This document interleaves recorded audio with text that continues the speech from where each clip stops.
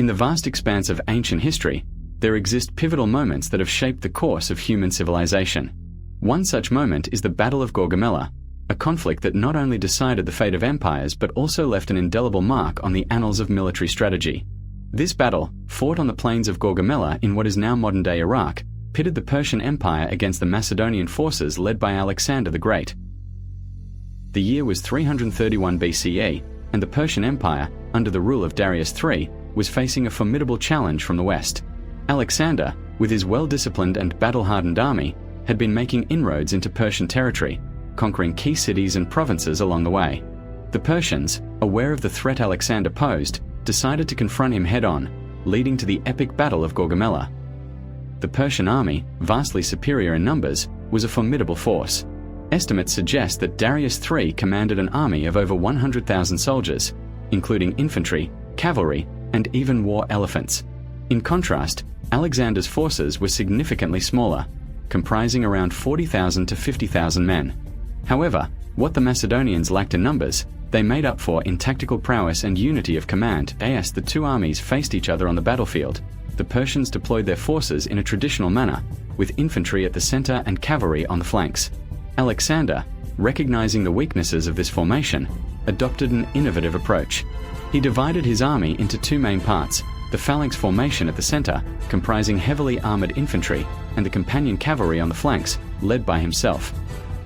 The battle commenced with a series of skirmishes between the Persian cavalry and the Macedonian infantry. However, Alexander's strategy soon became apparent as he ordered his phalanx to advance in a diagonal formation, creating a gap between the Persian infantry and cavalry. Seizing this opportunity, Alexander led a daring charge with his companion cavalry, exploiting the gap and attacking the Persian army from the rear. The Persian forces, caught off guard by Alexander's unorthodox tactics, began to falter. Their army, once a seemingly impenetrable wall, started to disintegrate as the Macedonians pressed their advantage. Darius III, realizing the battle was lost, fled the battlefield, leaving his army to fend for itself. The aftermath of the Battle of Gaugamela was nothing short of catastrophic for the Persian Empire. The defeat marked the beginning of the end of the empire, as Alexander's forces went on to conquer the rest of Persia, incorporating its vast territories into the Macedonian Empire. The battle also cemented Alexander's reputation as a brilliant military strategist, earning him a place among the greatest commanders in history. The significance of the Battle of Gaugamela extends beyond the ancient world. It has been studied by military historians and strategists for centuries, who marvel at Alexander's innovative tactics and his ability to adapt to the circumstances of the battlefield.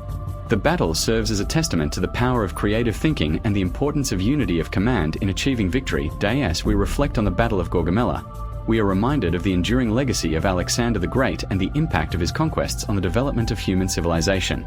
The battle may have been fought over 2 millennia ago, but its lessons continue to resonate with us today. If you've enjoyed this journey through history, be sure to subscribe to our channel, Stunning Revelations, for more captivating documentaries and insightful explorations of the past. By subscribing, you'll not only gain access to a wealth of knowledge but also become part of a community that shares your passion for history and learning. So, click the subscribe button now and join us on our quest to uncover the most stunning revelations from across the globe.